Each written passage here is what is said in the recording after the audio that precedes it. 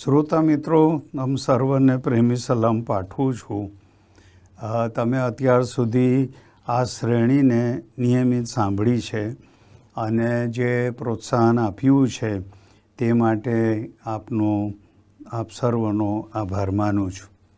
આપણે પાછલા દિવસોમાં જે શ્રેણીનો અભ્યાસ શરૂ કર્યો, great promises in the old testament, અને તેનું આપણે એક પછી એક મનન કર્યું અને આભાર માનીએ છીએ જીવન સંદેશ મિનિસ્ટ્રીઝની સેવાઓને માટે કે તેમની યુટ્યુબ મારફતે આપણને આ સેવાઓનો લાભ મળ્યો છે અને એ લાભને કારણે આપણે પ્રભુના વચનોનું શિક્ષણ લીધું છે. અને આ શ્રેણીમાં આપણે પસંદિત પ્રોમિસીસ ની શૃંખલા આપણે જોઈ હતી અને એમાં આજે 10મું અથવા આ શ્રેણીનું અંતિમ ભાગ આજે આપણે વિચાર કરવાના છે.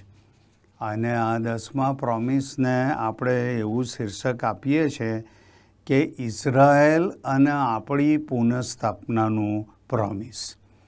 હવે આ વચન જે પ્રોમિસ આપણને આપવામાં આવ્યું છે એની ચાવીરૂપ કલમ આપણે પસંદ કરી છે હઝક્યલ પ્રબોધકે લખેલું પુસ્તક, એનો 34મો અધ્યાય અને 11 અને 12 કલમ એ આપણું પ્રોમિસ તરીકે આપણે પસંદ કર્યું છે.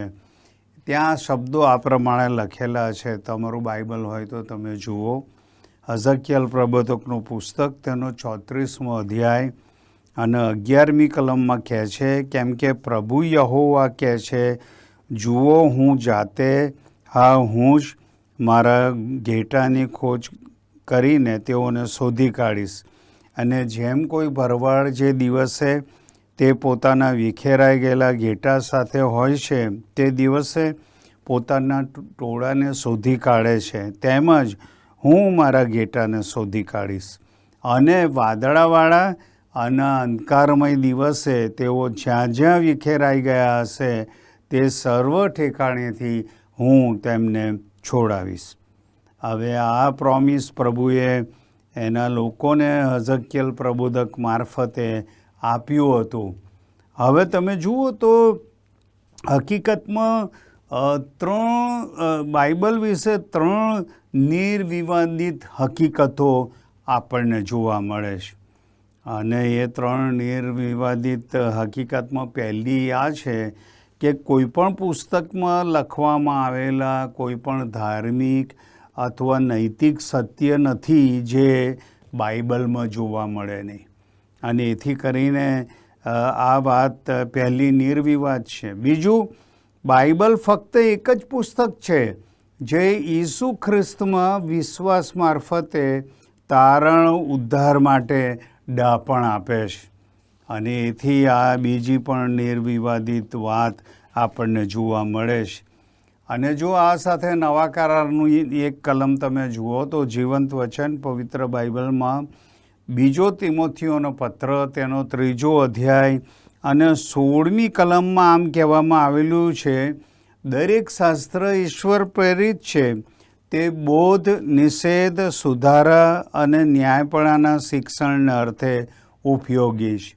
અને એથી આ બીજી નિર્વિવાદ હકીકત આપણને જોવા મળે કે બાઇબલ એક જ પુસ્તક છે કે જેમાં પ્રભુ ઈસુ ખ્રિસ્ત પર વિશ્વાસ મારફતે તારણ ઉદ્ધાર માટે ડાપણ આપવામાં આવ્યું છે. અને ત્રીજી નિર્વિવાદિત હકીકત એ છે કે બાઇબલ ફક્ત એક જ પુસ્તક છે જેને ભવિષ્યની આગાહી કરવાનું પરાક્રમ છે, કારણ કે યુગોના ઇતિહાસનું સંપૂર્ણ અતૂટ દ્રશ્ય તે ફક્ત ઈશ્વરે જ આપ્યું છે અને બાઇબલમાં આપણને જોવા મળે છે. એટલે બાઇબલ એ અજોડ પુસ્તક છે અને તેની પ્રબોધજન્ય પ્રકૃતિના સંબંધમાં આજે આપણે મનન કરવાના છે. અને બાઇબલની બધી જ પ્રબોધવાણીઓને તમે જુઓ ને તો બધી જ પ્રબોધવાણીઓ 3 રેખામાં પ્રવાસ કરે છે, અથવા તો 3 રેખામાં આ બધી પ્રબોધવાણીને જોઈ શકાય છે. પહેલી રેખા તો આ છે, પ્રબોધવાણી જે પ્રભુ ઈસુ સાથે સંબંધિત છે, અને એવી એક રેખા આપણને જોવા મળે છે. બીજી જે રેખા છે કે જે યહૂદી અથવા તો ઇઝરાયેલી લોકો સાથે સંબંધિત છે. ઇઝરાયેલી લોકો, ઈશ્વરના લોકોને માટે આ બધી વાતો લખવામાં આવી છે. અને સાથે ત્રીજી જે રેખા પ્રબોધવાણીની આપણને જોવા મળે એ તો વિદેશી રાષ્ટ્રો સાથે સંબંધ ધરાવે છે. અને આ ત્રણ રેખામાં પ્રબોધવાણીઓ આપણને જોવા મળે છે. હવે જે પ્રબોધવાણી આપણે જે પ્રોમિસ આપણે પસંદ કર્યું જીવંત વચન પવિત્ર બાઇબલમાં, હજકેલ પ્રબોધકનું પુસ્તક, એનો 34મો અધ્યાય, અને આ કલમો નિર્વિવાદિતપણે આગળના સમયને દર્શાવે છે, જ્યારે ઇઝરાયેલને પુનઃસ્થાપિત કરવામાં આવશે અને જ્યારે પ્રભુ ઈસુ તેમના પિતા દાઉદના રાજ્યાસન પર બિરાજમાન બનશે. અને આ પ્રભુ ઈસુ ખ્રિસ્ત માટે આ વાત લખવામાં આવી. અને એ ગાડી તમે જુઓ તો આગળનો સમય, પણ તમે નવા કરારની એક કલમ તમે જુઓ તો જીવંત વચન પવિત્ર બાઇબલમાં લૂકની સુવાર્તા 1લો અધ્યાય અને તેની 32 અને 33મી કલમમાં આ શબ્દો લખેલા છે ઈસુ માટે. તે મોટો થશે ને પરાત્પરનો દીકરો કહેવાશે, અને ઈશ્વર પ્રભુ તેને તેના પિતાનું દાઉદનું રાજ્યાસન આપશે, અને તે દાઉદના ઘર પર સદાકાળ રાજ કરશે, અને તેમના રાજ્યનો અંત આવશે નહીં. અને આ વાત તે લખેલી છે. પરંતુ તે શબ્દો આપણા માટે અને તારણ ઉદ્ધારની આપણી જરૂરિયાતો માટે લખવામાં આવ્યા છે. અને એથી આ પ્રોમિસમાં 2 મુખ્ય વાતોનો આપણે વિચાર કરીશું. પહેલો મુખ્ય વિચાર આ છે કે પ્રભુ ઘેટાપાળક તરીકે અને તેમના લોકોની ઘેટા તરીકે પોતે વાત કરે છે. આ પ્રથમ વિચાર આપણને આ પ્રોમિસમાં આપણે જોવા માગીએ છીએ. બાઇબલની અંદર ઘણા બધા રૂપકોનો ઉપયોગ કરવામાં આવ્યો છે, અને ખાસ કરીને ઘેટાપાળકની વાત, એ રૂપક આપણે વારે વારે જોઈએ છે. તમને યાદ છે જીવંત વચન પવિત્ર બાઇબલમાં ગીતશાસ્ત્રનો 23મું ગીત, એ નાના બાળકને પણ ખબર છે, અને ત્યાં લખેલું છે યહોવા મારો પાળક છે, અને પછી આખી બધી કલમો તમે જાણો છો. અને એ લખવામાં આવ્યું છે, ઘેટા પાળકની વાત ત્યાં લખવામાં આવી છે. હવે તમે જુઓ તો એ જ વાતને જો નવા કરારમાં તમે વાંચો તો એ 2-3 કલમો આપણે વાંચવા માગીએ છીએ. તમે જીવંત વચન પવિત્ર બાઇબલમાં લૂકની લખેલી સુવાર્તા અને પ્રભુ ઈસુ ખ્રિસ્તે જે ઉદાહરણ આપ્યું એ ત્યાં તમે જુઓ એવી મારી ઈચ્છા છે. લૂકની લખેલી સુવાર્તા 15મો અધ્યાય અને 3જી કલમથી આ પ્રમાણે લખવામાં આવ્યું છે, અને એ કલમો હું વાંચીશ, તમારા બાઇબલમાં તમે જુઓ. તેમણે તેઓને આ દ્રષ્ટાંત કહ્યું, તમારામાં એવું કયું માણસ હોય કે જો તેને 100 ઘેટા હોય અને એમાંનું 1 ઘેટું ખોવાયું હોય, તો પેલા 99ને અરણ્યમાં મૂકીને ખોવાયેલું મળે ત્યાં સુધી તે તેની શોધમાં નહીં જાય? અને તે મળે છે ત્યારે તે હર્ષથી તેને પોતાની ખાંદ પર ચડાવે છે. તે ઘરે આવીને પોતાના મિત્રોને તથા પાડોશીઓને બોલાવે છે અને તેઓને કહે છે કે મારી સાથે આનંદ કરો, કેમ કે મારું ઘેટું ખોવાયું હતું તે મને મળ્યું છે. અને પછી 7મી કલમ, હું તમને કહું છું કે એ જ રીતે જે 99 ન્યાયીઓને પસ્તાવાની અગત્ય નથી, તેઓના કરતાં એક પાપી પસ્તાવો કરે તેને લીધે આકાશમાં આનંદ થાય છે. અને તમે જુઓ તો આ જ વાત ઘેટા પાળકની વાત એ આગળ પણ ઘણી બધી જગ્યાએ આપણને જોવા મળે છે. પણ તમારા બાઇબલમાં તમે વાંચજો, એ કલમો આપણે અહીંયા વાંચતા નથી, પણ સંત યોહાનની સુવાર્તા તમે જુઓ 10મો અધ્યાય અને 1 થી 16 કલમો તમે વાંચજો, અને એમાં પણ આ વાતો તમને જોવા મળશે. હવે અહીંયા તમે જુઓ તો આપણને ઘેટા સંબંધી 3 વસ્તુઓ કહેવામાં આવી છે. આ જે પ્રોમિસ હજકેલમાંથી આપણે વાંચ્યું એમાં ઘેટા સંબંધી 3 વસ્તુઓ કહેવામાં આવી છે. હવે તમે જુઓ તો પહેલી વાત, તેઓ ખોવાયેલા છે એવી વાત આપણને જોવા મળે છે. અને એ વાતની તમે નોંધ કરશો તેને મહત્ત્વ આપવામાં આવ્યું છે કે ઘેટા ખોવાયેલા કે ભટકેલા છે. અને આ કારણને લીધે આપણે ઘેટા પાળકને એમ કહેતા સાંભળીએ છીએ. 16મી કલમ ત્યાં જુઓ, કહે છે મારા ઘેટાને શોધી કાઢીશ. એવા શબ્દો તમને વાંચવા મળે છે. ખોવાયેલા એટલે અલગ થયેલા, ઈશ્વરથી દૂર ગયેલા, ઈશ્વરની સંગતથી વિચ્છેદ કરીને દૂર ગયેલા એવા લોકો. અને આ મોટાભાગના યહૂદી લોકોની આજે આ સ્થિતિ છે. તેઓ ઘેટા પાળકથી દૂરની સ્થિતિમાં છે. અને ઈસુ પોતાના મસીહા છે તે હકીકત સંબંધી યહૂદી લોકોએ પોતાની આંખો એ બંધ કરેલી છે. પણ પ્રભુ ઈસુ યહૂદીઓ પાસે આવ્યા હતા અને એવી વાત તો ત્યાં બહુ સ્પષ્ટ લખવામાં આવી છે. માથીની સુવાર્તા જો તમે જુઓ તો ત્યાં માથીની સુવાર્તામાં એમ લખવામાં આવ્યું છે, 15મા અધ્યાયની 24મી કલમ હું વાંચું છું.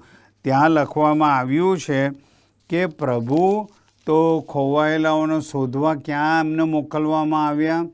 ત્યાં તમે જુઓ માથીની સુવાર્તા 15મો અધ્યાય અને 24મી કલમ કહે છે કે એ ખોવાયેલા શોધવાને માટે એમને યહૂદી લોકોની પાસે મોકલવામાં આવ્યા.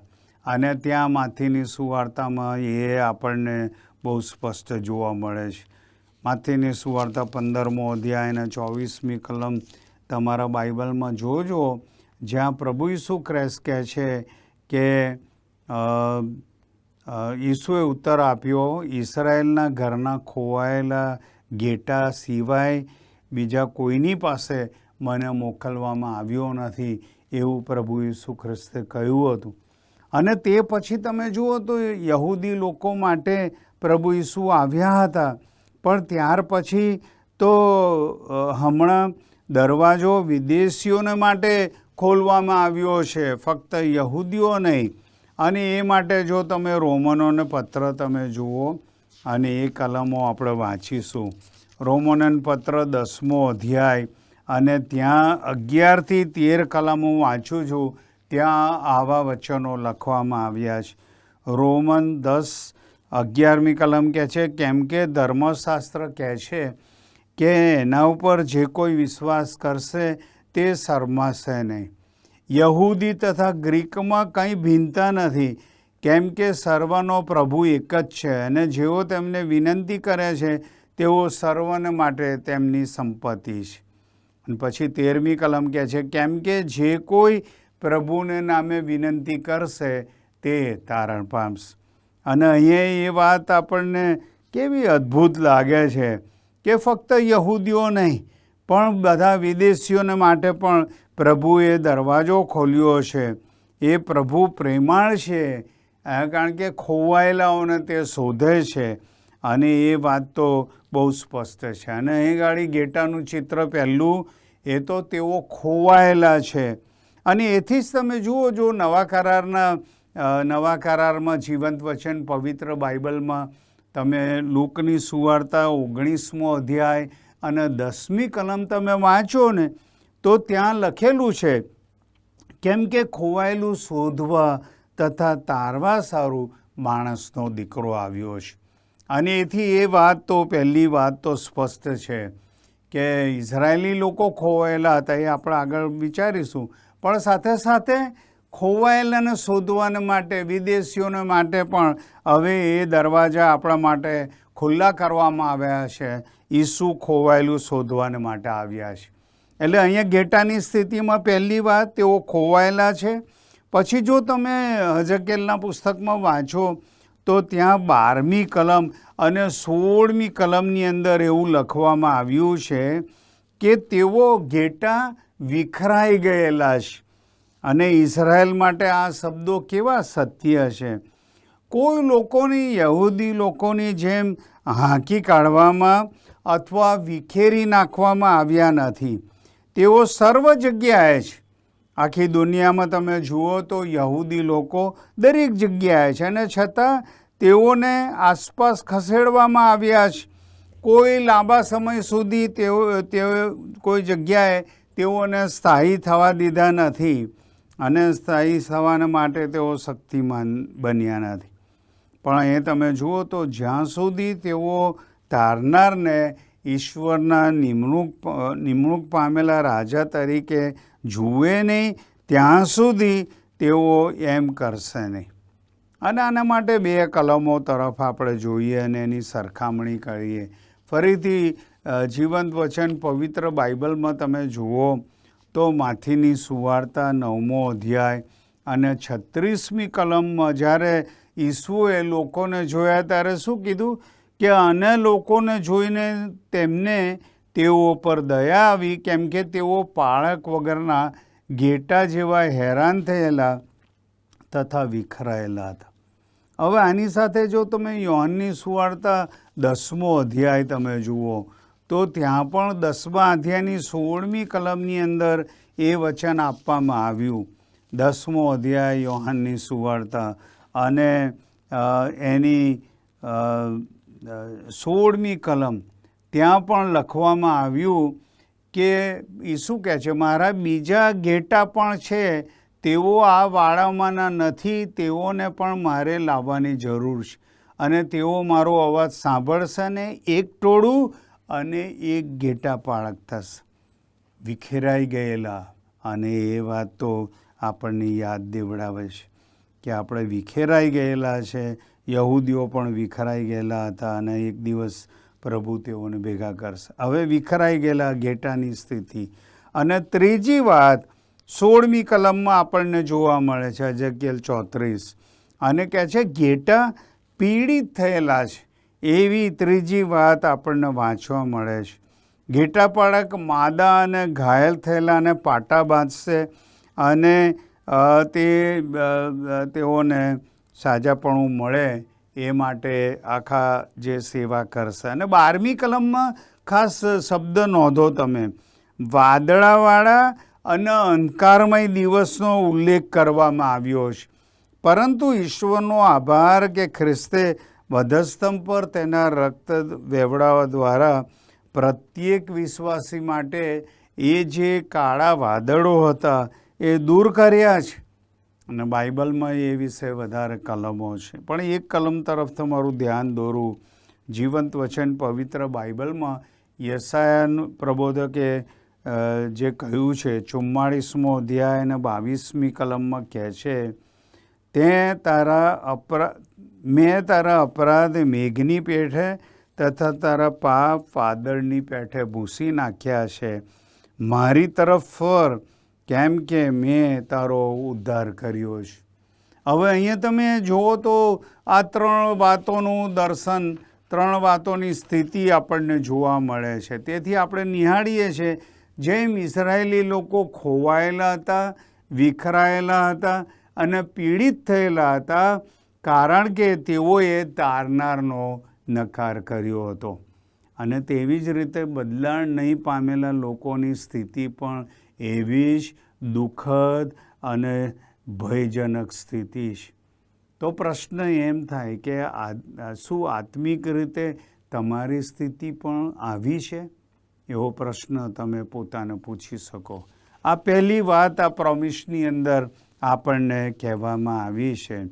પ્રભુ ઘેટા પાળક તરીકે અને પોતાના લોકોને ઘેટા તરીકે પોતે વાત કરે છે.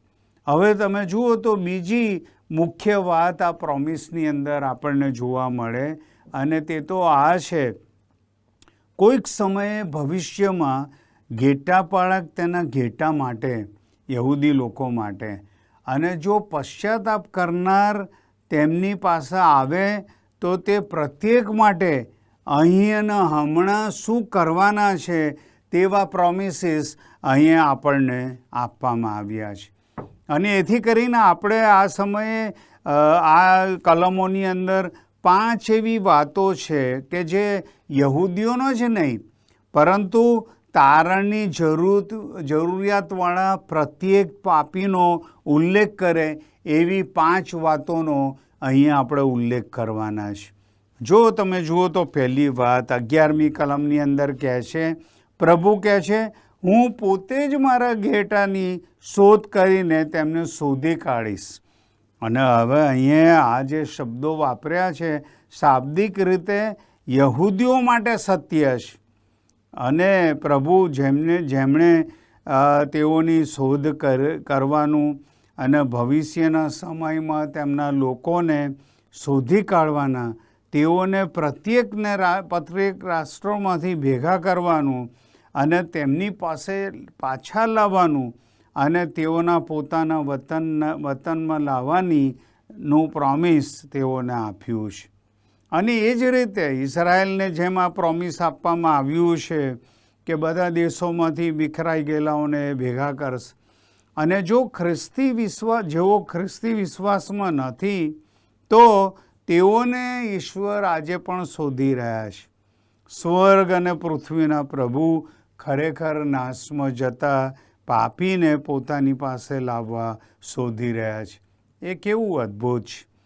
અને જે તેમને શોધે છે તે સર્વ માટે તેમનો કેવો ગજબનો પ્રેમ આપણને જોવા મળે છે.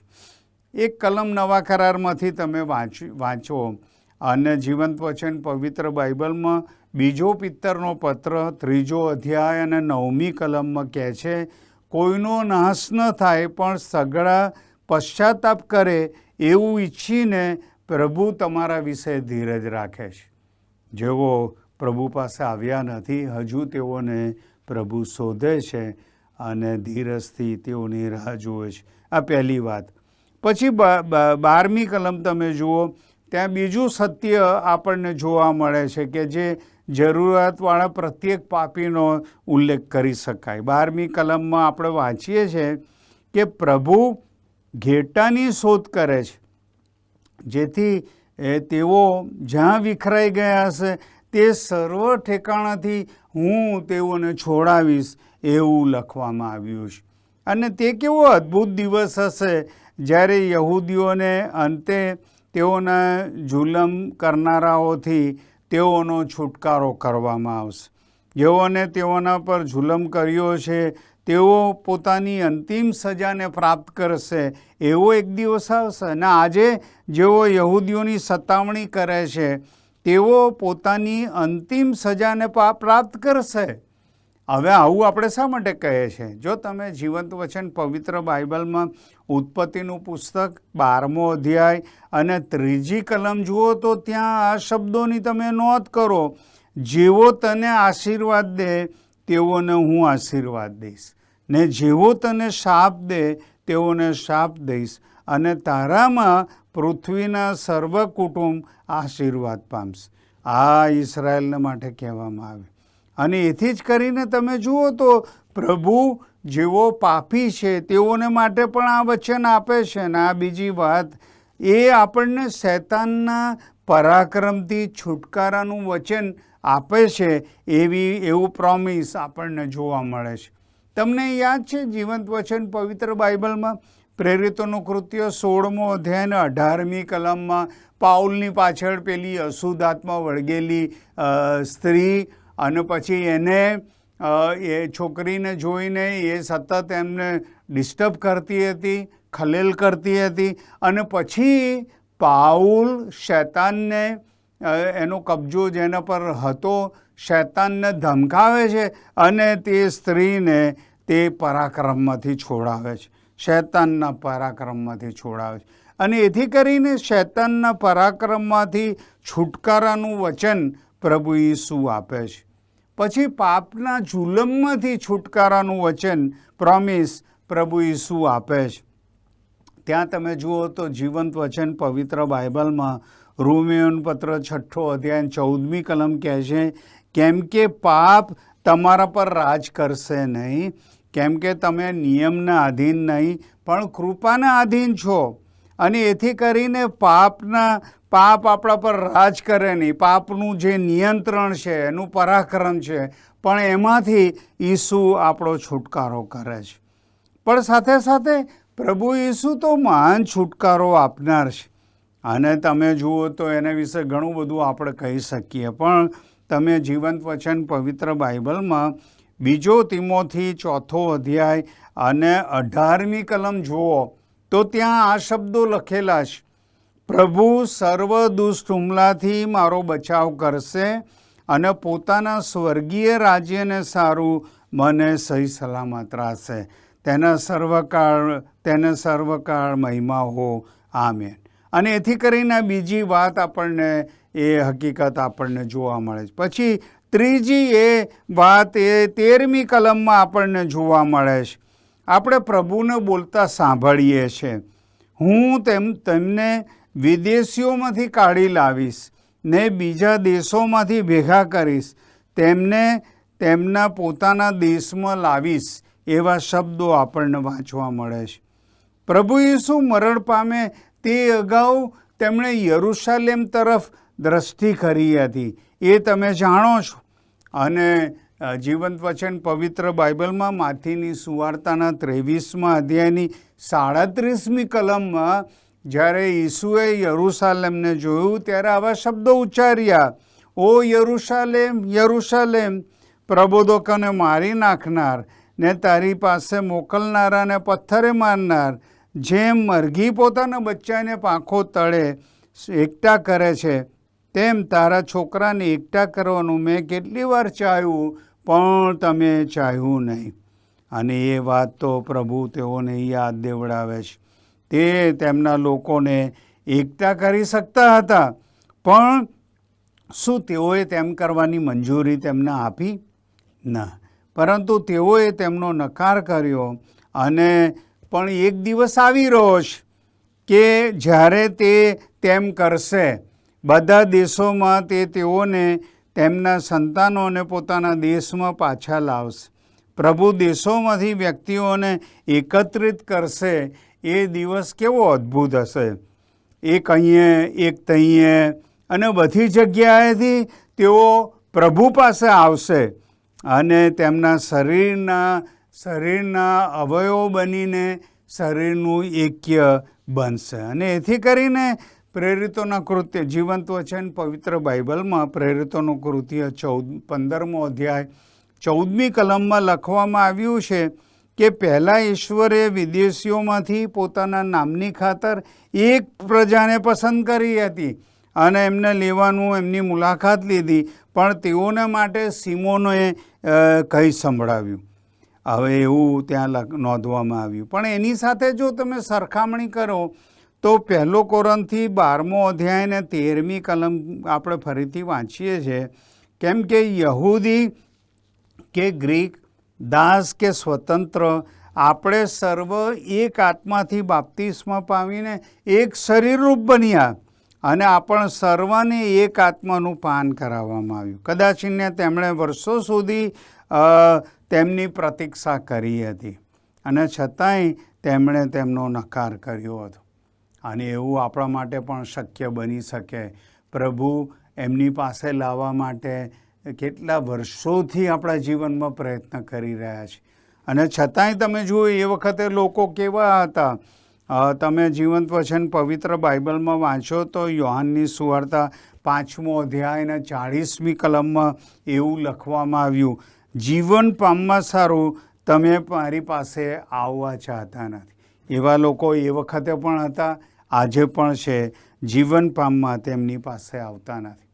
પછી ચોથી હકીકત આપણને 13થી 15 કલમ વાંચીએ એમાં જોવા મળે છે કે પ્રભુ કહે છે, પ્રભુ સારા બીડમાં ચરાવશે, તેઓ ઉત્તમ વાડામાં સૂઈ રહેશે. એવા શબ્દો ત્યાં આપણને વાંચવા મળે છે. અને ખ્રિસ્તમાં પ્રાપ્ત થતા સંતોષની વાત અહીં કરવામાં આવી છે. તમે જાણો છો કે યોહાનની સુવાર્તાના 6 અધ્યાયની 48થી 58 કલમ તમે વાંચજો, અને ત્યાં ઈસુ ખ્રિસ્ત જીવનની રોટલી છે એવી એક વાસ્તવિકતા. અને પછી આ પ્રભુના લોકોને માટે કહેવામાં આવ્યું, પ્રભુ ઈસુ માટે કહેવામાં આવ્યું. હગ્ગાઈ પ્રબોધકનું પુસ્તક તેનો 2 અધ્યાય અને 7મી કલમમાં સર્વ દેશોની આશા તરીકે તેમને વર્ણવવામાં આવ્યા છે. એકમાત્ર તે જેમનામાં સંતોષ મળી શકે છે. જ્યારે ઇસરાયેલીઓ મસીહા તરીકે તેમને જોશે, તેઓએ તેમનામાં કંઈ સુંદરતા જોઈ નથી. અને એ વાત આપણે જાણીએ છીએ. યશાયા 53મા અધ્યાયની અંદર એ વાત લખવામાં આવી કે છે તેનામાં કંઈ સૌંદર્ય નહોતું અને લાવણ્ય નહોતું. આપણે તેને જોયું ત્યારે તેનું સ્વરૂપ એવું નહોતું કે આપણે તેને ચાહીએ. અને એ વખતે પણ એ પરિસ્થિતિમાં જ્યારે તેઓએ ઈસુને જોયા ત્યારે એમની સુંદરતા એવું કોઈ આકર્ષણ હતું નહીં કે જે એમને પ્રભુ ઈસુ પાસે લઈ આવે. પરંતુ એક દિવસ આવશે જ્યારે તે પાપી માણસ માટે મરણ પામવામાં અને વધસ્તંભ પરના પ્રાયશ્ચિતના કાર્ય મારફતે એમના પ્રેમને તે પ્રગટ કરશે. અને પછી યહૂદીઓ અને વિદેશીઓ એ પોતાની ઈચ્છા સંતોષવાને માટે પ્રભુ પાસે આવશે. અને એથી કરીને જીવંત વચન પવિત્ર બાઇબલમાં ગીતશાસ્ત્ર 145મો અધ્યાય અને 16મી કલમ કહે છે, તમે તમારો હાથ ખોલીને સર્વ સજીવોની ઈચ્છાને તૃપ્ત કરો છો. ઈશ્વર માટે આ વાત લખવામાં આવી છે. અને એથી કરીને તમે જુઓ તો 15મી કલમમાં આગળ છેલ્લી 5મી વાત લખવામાં આવી છે. 15મી કલમમાં આપણે પ્રભુને કહેતા સાંભળીએ છીએ, હું તેમને સુવાડીશ. અને આ તો આરામ અને સંતોષની વાત કરે છે. તેનો વિચાર આપણે કરી શકીએ છીએ. આ ભટકતા ઇઝરાયેલીઓ સૂઈ જાય છે અને ઈશ્વરના પ્રાચીન લોકો ઇઝરાયેલ માટે મોટો સમય આવનાર છે. અને જો તમે પણ એમની પાસે આવો, તેમની પાસે આવો, આપણા જીવનના ઘેટા પાળક પાસે આવો, તેમના પર વિશ્વાસ કરો, તો એ મોટો આશીર્વાદ તેઓને માટે રાહ જોઈ રહેલો હતો. આજે તમારા અને મારા માટે પણ એ જ મોટો આશીર્વાદ પ્રભુએ રાખી મૂક્યો છે. અને છેલ્લી 3 કલમો કહીને આપણે આ મનનને પૂરું કરીશું. અને એ 3 કલમો તમે જુઓ અને એના પર વિચાર કરો એવી મારી ઈચ્છા છે. ગીતશાસ્ત્ર જીવંત વચન પવિત્ર બાઇબલમાં ગીતશાસ્ત્ર 23મો અધ્યાય અને 2જી કલમમાં કહે છે, તે લીલા બીડમાં મને સુવાડે છે, શાંત પાણીની પાસે મને દોરી જાય છે. જેઓ ઈસુ પર વિશ્વાસ કરે છે તેઓને અહીં ગાડી જે ઇઝરાયેલીઓ માટે કહેવામાં આવ્યું એ જ વાત, જેઓ આજે પણ પ્રભુ પર વિશ્વાસ કરે છે તેઓને પ્રભુ શાંતિમાં સુવાડે છે, શાંત પાણીની પાસે દોરી જાય છે. એવી આ વાત ગીતશાસ્ત્ર 23 અને 2માં આપણને વાંચવા મળે છે. બીજી કલમ એ તો માથીની જીવંત વચન પવિત્ર બાઇબલમાં માથીની સુવાર્તા 11મો અધ્યાય અને 28મી કલમ એ તરફ આપણે જોઈએ. ત્યાં લખેલું છે, ઓ વૈતરું કરનારાઓ તથા ભારથી દબાયેલાઓ, તમે સગડા મારી પાસે આવો ને હું તમને વિસામો આપીશ. આવું આહ્વાન કોણ આપે છે? એ ઈસુ એ આહ્વાન આપે છે, મારી પાસે આવો અને હું તમને વિસામો આપીશ. અને છેલ્લી 3જી કલમ આપણને જીવંત વચન પવિત્ર બાઇબલમાં 1 પિતરનો પત્ર તેનો 2જો અધ્યાય અને 25મી કલમમાં જોવા મળે છે. એ શબ્દો આ છે, કેમ કે તમે ભૂલા પડેલા ઘેટાના જેવા હતા, પણ હવે તમારા જીવોના પાળક તથા અધ્યક્ષની પાસે પાછા આવ્યા છો. હવે આ 3 કલમોને તમે મનમાં સરખાવજો અને એથી કરીને આ વચનો આપણને ઉત્તેજન આપે અને જેમ ઇઝરાયેલને તેમજ આપણને પણ પુનઃસ્થાપિત કરવાનું પ્રોમિસ આ હઝકિયલ પ્રબોધક મારફતે આજે આપણને આપવામાં આવ્યું છે. એનો આશીર્વાદ પ્રભુ આપણને આપો. આવો આપણે પ્રાર્થનામાં જોડાઈએ, પ્રાર્થના કરીએ. જીવતા અને પ્રેમાળ પ્રભુ, અમે તમારો આભાર માનીએ છીએ આ આખી શ્રેણીમાં તમારા વિવિધ પ્રોમિસીસને જોવાના માટે તમે અમારી મદદ કરી. અને આજે પણ પ્રભુ આ શ્રેણીમાં અમે આ અંતિમ પ્રોમિસને જોયું ત્યારે પ્રભુ અમે કબૂલ કરીએ છીએ કે અમે પણ ખોવાયેલા છે. એક વખત ખોવાયેલા હતા, અમે વિખરાઈ ગયેલા હતા, અમે પીડિત થયેલા હતા. પણ પ્રભુ ઈસુ, તમારો કેટલો બધો આભાર કે તમે વધસ્તંભ ઉપર અમારી જગ્યાએ અમારા બદલે મરણ પામ્યા અને તમારું રક્ત વેવડાવ્યું. એ માટે કે અમે તમારા પર વિશ્વાસ કરીએ, કારણ કે તમે આજે પણ અમે જેઓ ભટકી ગયા હતા, વિખેરાઈ ગયા હતા, પીડિત હતા, તેઓને આજે પણ તમે પ્રેમ કરો છો. પ્રભુ, આજે જો અમારામાંથી કોઈ જે સાંભળે છે એમની સ્થિતિ એવી છે, તેઓ તમારાથી દૂર છે, તો પ્રભુ આજે અમે તમારા વચન મારફતે તેમને યાદ દેવડાવીએ છીએ કે પ્રભુ તમારી રાહ જોવે છે, પ્રભુ તમને બોલાવે છે. એમની પાસે પાછા આવો અને જો તમે એમના પર વિશ્વાસ મૂકશો તો એ પ્રભુ તમને માફ કરશે અને એ પ્રભુ તમારા જે બોજ છે એ લઈ લેશે. એ વાસ્તવિકતા આપણને જોવા મળે છે. ભારથી દબાયેલા હો તમે સગળા મારી પાસે આવો, હું તમને વિસામો આપીશ, એવું ત્યાં કહેવામાં આવ્યું છે. અને એ ગાડી ભૂલા પડેલા ઘેટા આ તરીકે જ્યારે આપણે પ્રભુ પાસે આવીએ છીએ, જીવોના પાળક અને અધ્યક્ષ પાસે પાછા આવીએ ત્યારે પ્રભુ આપણી સહાયને મદદ કરો. આશીર્વાદોની નહેર તરીકે તમે અમારા દરેકનો ઉપયોગ કરો અને સાથે પ્રભુ એ ઘેટા પાળકની પાછળ ચાલવાને માટે અમારા દરેકની મદદ કરો. એવી અમારી આ પ્રાર્થના જીવતા પ્રભુ ઈસુના નામમાં માગીએ છીએ. આમેન.